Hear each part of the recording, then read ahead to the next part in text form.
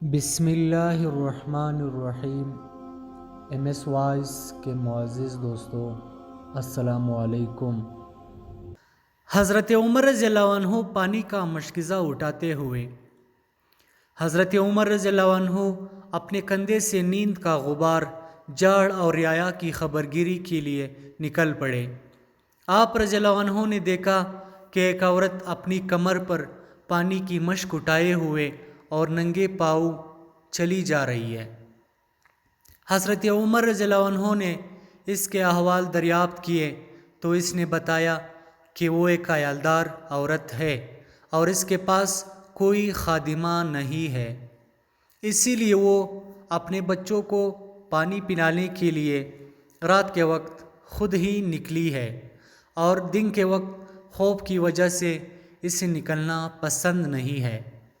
حضرت عمر رضی اللہ عنہ نے جب اس کے حالات سے سنے تو بڑے پسیجے اور خود اس کی مشک اٹھا کر اس کے گھر تک گئے۔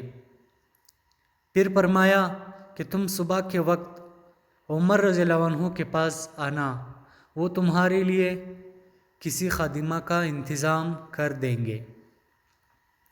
وہ کہنے لگی کہ میں ان تک نہیں پہنچ سکتی۔ حضرت عمر رضی اللہ عنہ نے فرمایا کہ تمہیں انشاءاللہ وہ مل جائیں گے۔ چنانچہ جب وہ عورت صبح کے وقت ان کے پاس پہنچی تو دیکھا کہ عمر رضی اللہ عنہ تو وہی ہے۔